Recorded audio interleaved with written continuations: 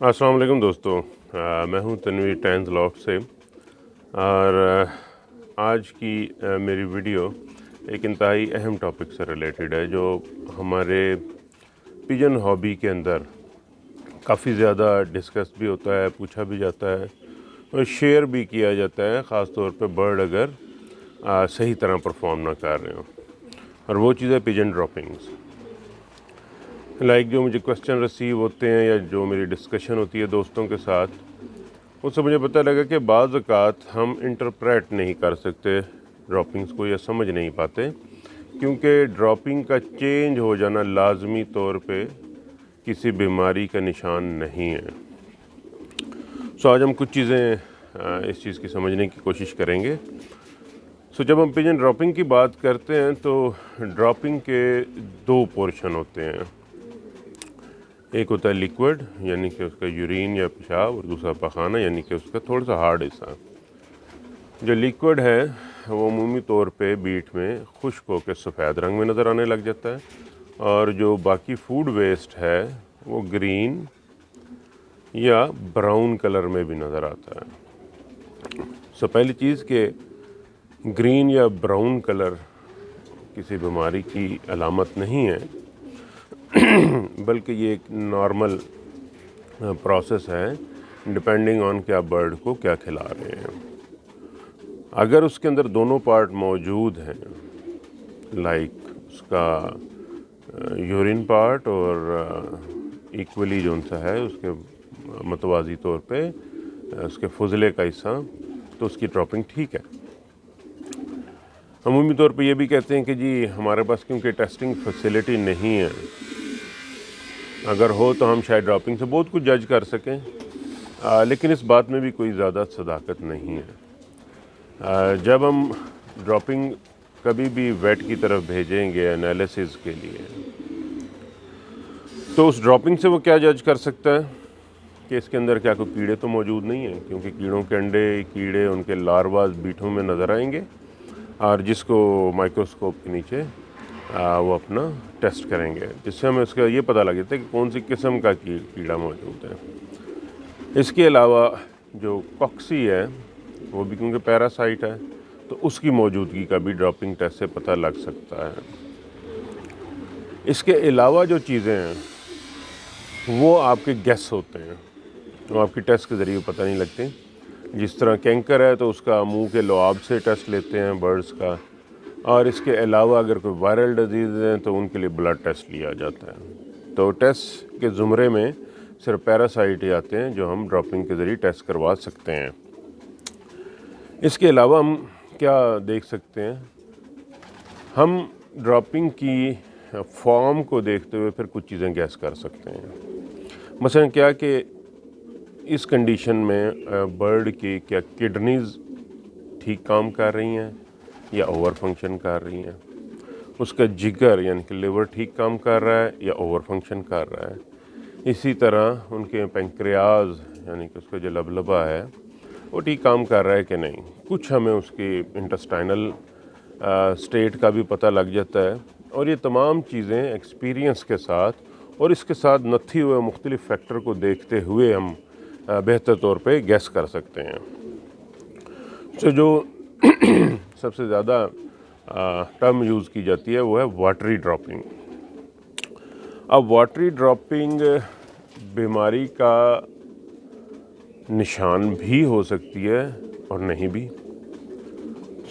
Watery dropping हर दफ़ा होना या उसे देखना कोई टेंशन का बाइस नहीं है, अनलेस कि हम बाकी पैरामीटर्स को चेक करें।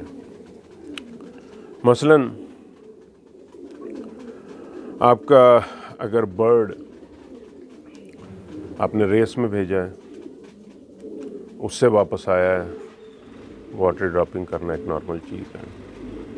आपके ने बर्ड उड़ाया, छत पे अच्छी ट्रेनिंग दी, उसके बाद जो ही ट्रैप होंगे वो उस वक्त ड्रॉपिंग लूज़ होना एक नॉर्मल बात है। अगर बर्ड आपका डर जाता है, फियर में मुब्तला हो जाता है, तो उस वक्त भी वो वाटरी ड्रॉपिंग फेंकता है। इसके अलावा जब हम बर्ड को ट्रेनिंग देते हैं और ट्रेनिंग के 2-3 घंटों के बाद डाइट देते हैं, तो इस 2-3 घंटों में भी वो लूज़ ड्रॉपिंग करता है, क्योंकि किडनी वर्क करके उसका यूरिन ज़्यादा बन रहा होता है। सो लेट फीड करवाना भी जो उनसा है वाटर ड्रॉपिंग का बाइस बन सकता है। फिर इसी तरह के जब बर्ड ओवर एक्सरसाइज करता है, किसी हार्ड रेस से वापस आता है और उसके पानी का जो अंदर मिकदार है वो कम हो जाती है और पूरी नहीं होती तो उस वक्त भी बर्ड लूज ड्रॉपिंग करता है। इसी तरह अगर हम ग्रिट यूज़ कर रहे हैं जिसके अंदर नमक मौजूद है, ये सबसे कॉमन चीज़ है। ग्रिट बहुत अच्छी होती है, ख़ासतौर पर ब्रीडर के लिए, उनके डाइजेशन के लिए बेहतर होती है। लेकिन अगर ग्रिट के अंदर नमक, चारकोल या मुख्तलिफ और कंपोनेंट मौजूद हैं और ज़्यादा मकदार मौजूद है और हम बहुत ही ज़्यादा देते हैं, ग्रिट हर वक्त पड़ी रहती है वो वाली ग्रिट, तो उस नमक की वजह से किडनी ओवर फंक्शन करती है, अपने आप को क्लियर करने के लिए लूज ड्रॉपिंग आ जाती है।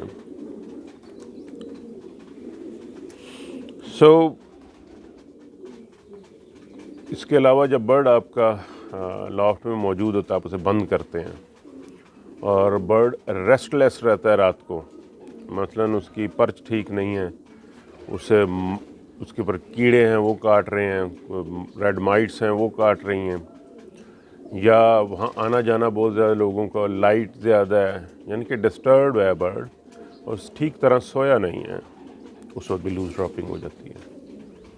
ठीक है,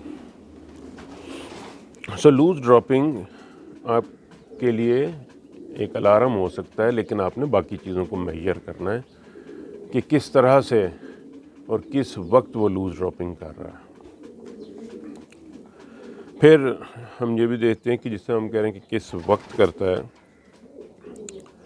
सो यकीनन एक्सरसाइज के फ़ौरन बाद उसको ना मॉनिटर करें, बल्कि जब आपने दाना दे दिया और दाना देने के कुछ घंटों के बाद, जब डाइजेशन प्रोसेस अपने रेगुलर पेस के ऊपर चलता है, तो उस वक्त उसको देखा जाए, और मैं अपनी वीडियो में भी इसको एक्सप्लेन करता हूँ।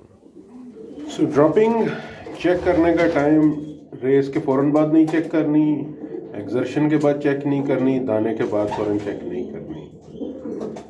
जो बेस्ट, अब जिस मैं आया हूँ रात को, सुबह तकरीबन 12 बजे करीब इन्होंने खाना खाया हुआ है और अभी 10 घंटे से ज़्यादा हो गए हैं, तो अब रेस्ट कंडीशन में, अभी तो मैं जस्ट इंस्पेक्शन के लिए आया था। तो अगर हम इसे गौर से देखें, अभी एक बर्ड की है क्योंकि बॉक्स पर्च है, और ये देखें ये बिल्कुल पहाड़ी की तरह बनी हुई है। ठीक है, तो इसका मतलब है बर्ड रेस्ट में है। रेस्ट करना बड़ा ज़रूरी है, कोई लाइस तंग नहीं कर रही, कोई माइस तंग नहीं कर रही, और बर्ड रेस्ट में है।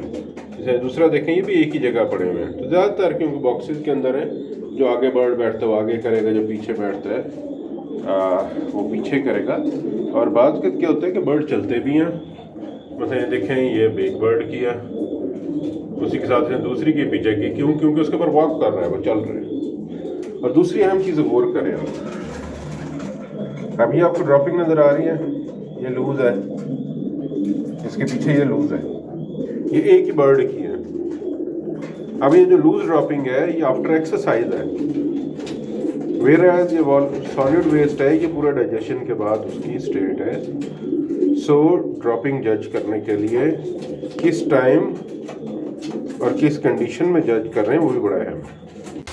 ओके, अब ये देखें, ये सेम ड्रॉपिंग है जो रात को मैंने दिखाई थी, पहाड़ बना हुआ था, अब ये पिचक गई हैं, ये पिचक गई हैं, ये हर जगह इस तरह लग रहा है कि ओहो हो बीमारी आई हुई है लेकिन ऐसी बात नहीं है।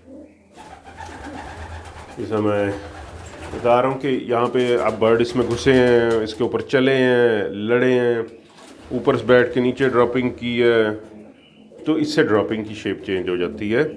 तो एकदम परेशान होना नहीं है, अपने जो मैं प्रोसेस जैसा बता रहा हूँ उस तरह उसको गैस करें कि क्या वजूहत हो सकती हैं। फौरी तौर पे नतीजे की तरफ नहीं जाना चाहिए और इन्हें कोई हैवी किस्म की मेडिसिन नहीं देनी चाहिए। बाज़ का तब ये पिचकी ये नॉर्मल है, क्योंकि मुझे पता है रात को ये ठीक थी, सुबह ये ऊपर इसने वॉक शॉक की है, कुछ लड़े बड़े होंगे तो ये पिचक गई हैं।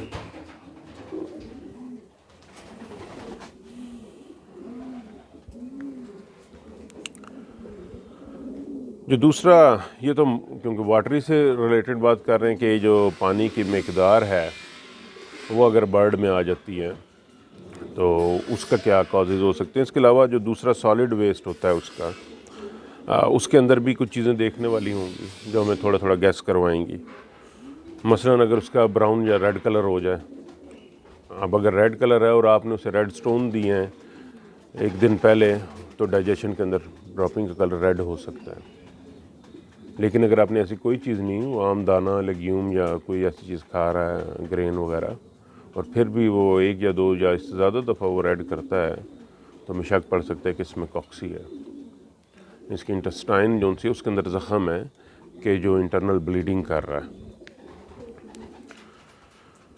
फिर बाज़ औक़ात गैर हज़म शुदा दाना भी आ जाता है बीट के अंदर, ठीक है। तो इसका मतलब है कि उनकी जो तड़ियाँ हैं उनके अंदर इन्फेक्शन है, वो ठीक काम नहीं कर रही। एक और जो कॉमन चीज़ देखने में आती है कि जब बीट करता है तो उसके अंदर बबल्स मौजूद होते हैं बुलबुले से। अब बुलबुले मौजूद होने का मतलब है कि अनहेल्दी बैक्टीरिया उसके अंदर ज़्यादा हैं।